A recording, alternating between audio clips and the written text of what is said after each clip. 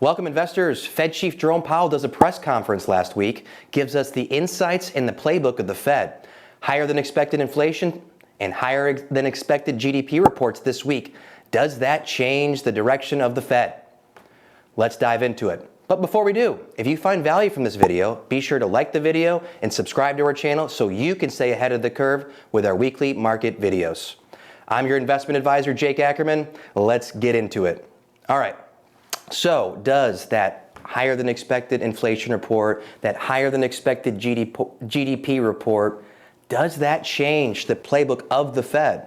Today we're going to spend some time deciphering what Fed Chief Jerome Powell said to answer those questions.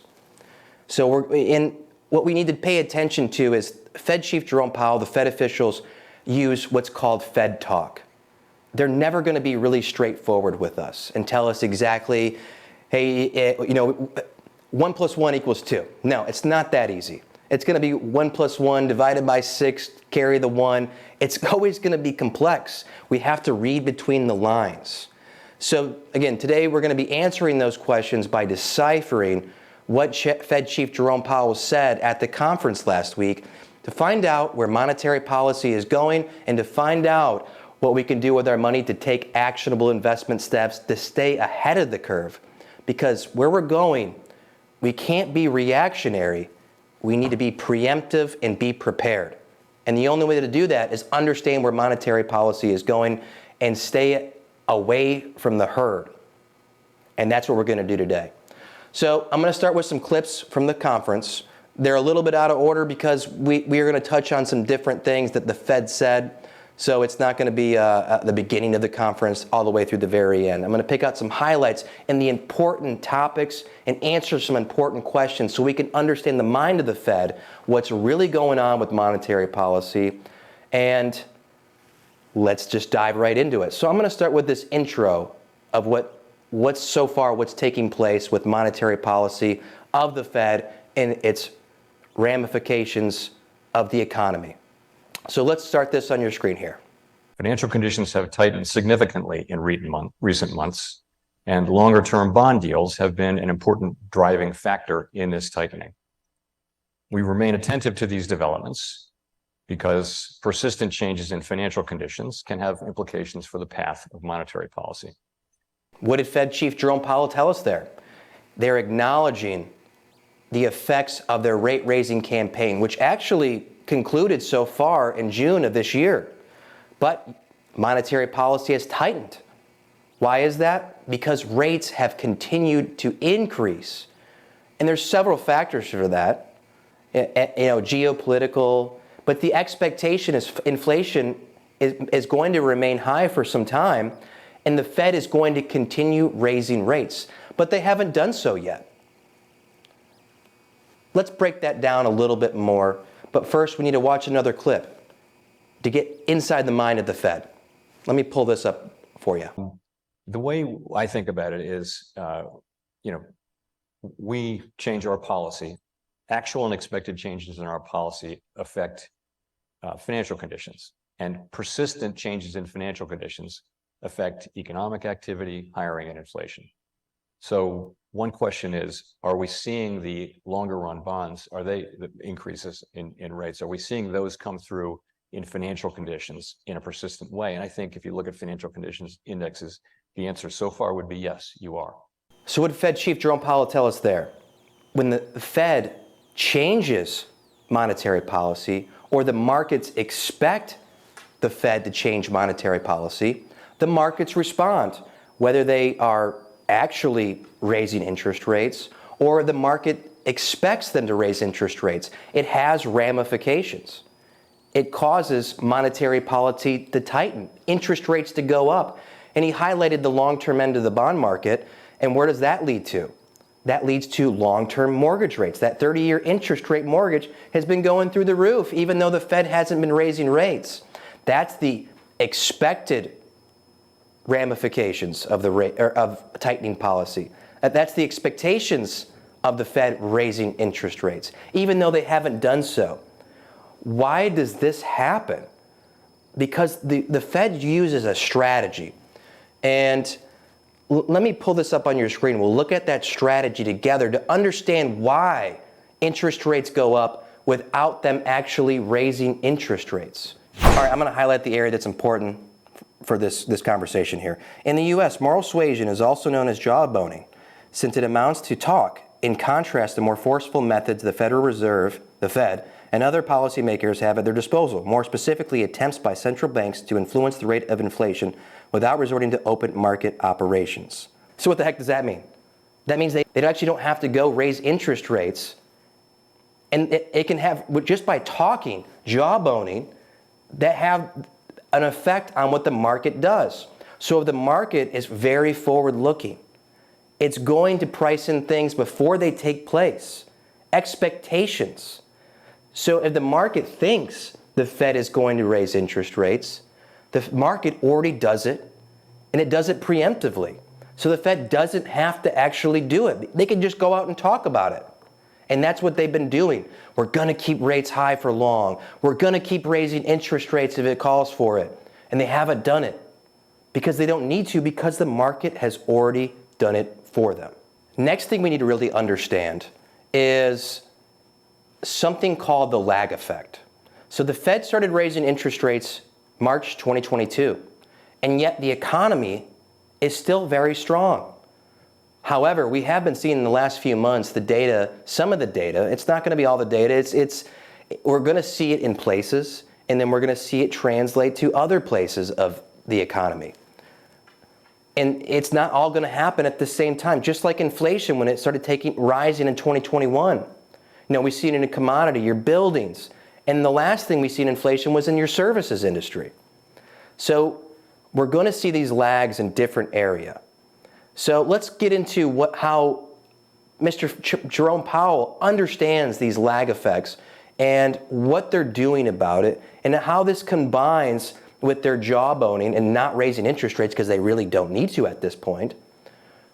Let me pull that up on your screen and we'll decipher what he's saying about lag effects. How much effect thus far has the Fed had? We all have memorized now long and variable lags. How long and how variable? And where are you in that process? Are you at the 25% point, the 50% in terms of seeing it in the effect in the real economy? So there's no precision in the in our understanding of how long lags are. What did he tell us there? I'm going to pause that and we're going to pick that clip back up. He's telling us lag effects generally, there is an unknown period of time.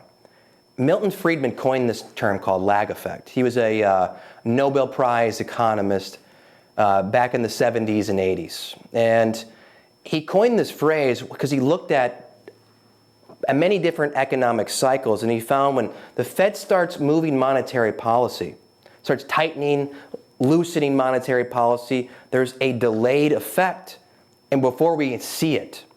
So let's take a look at exactly what Milton Friedman identified by looking at those cycles.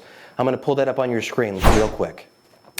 All right, don't mind my highlighter here, but this is a paper by, or a University of Chicago journal describing what Mr. Friedman said. There is much evidence that monetary changes have their effects only after a considerable lag over a long period of time, that the lag is rather variable. In the National Bureau study of which I have collaborating with Mrs. Schwartz, we have found that on average 18 cycle peaks in the rate of changes in the stock of money tend to precede peaks in general business by about 16 months, and through in the rate of change in the stock of money to proceed through as general in business by about 12 months. For individual cycles, the recorded lead has varied between 6 and 29 months at peaks and between 4 and 22 months at troughs. I know that was a lot there, a little hard to read for myself on my end as well. So you got to picture this in your mind. The Fed started raising interest rates again, I'll tell you again, March 2022. And there's this window between 4 and 29 months where we really see this all take place. And where are we at today? Well, a year would have been March of 2023. We're in October. So, we're in this 17, 18 month window right now, we're still in this window where we haven't seen the full ramifications of the rate hikes. So, you have the analysts, the talking heads, everything's fine when we have no idea really what the full ramifications haven't been felt yet. We need to be patient with these and understand that these policy changes take time to really play out. And I think they're going to take even longer because there was so much stimulus, COVID stimulus, so much money printing. There's still government spending, which artificially hikes up GDP. So we have to keep that in mind. And we have an election next year. They're going to keep government spending as high because the government doesn't want GDP to go down. They got to keep it high. So expect them to keep that spending going. So don't get caught up in the short term right now. Pay attention that these effects are going to continue to be seen and felt. They just take time. It could be a quarter away, it could be 2 quarters away. But we're still in that window. So everything is not all clear at this point based on these economic cycles that Nobel Prize Milton Friedman economist, that Fed Chief Jerome Powell is going to say here in just a moment. Take a look. One thing that has changed in the modern era is that markets now, over the course of the last 30 years, central banks have decided, instead of being secretive, to be very transparent. And what that has meant is that markets move actually well in anticipation, well before our policy moves. So the transmission from policy moves to financial conditions actually happens before the moves now, whereas that was not the case 50 years ago when Milton Friedman, coined the phrase long and variable lags. So, but now you have financial conditions changing, and the question is, how does it affect the economy? The standard channels are asset prices, interest-sensitive spending, and the exchange rate, for example. And we do see that happening, just not as fast as we would like. So there you go. Fed Powell acknowledges the lag effects, and that's why they can afford to be patient at this point. They're very aware that we're still in this window and we haven't felt the full ramifications.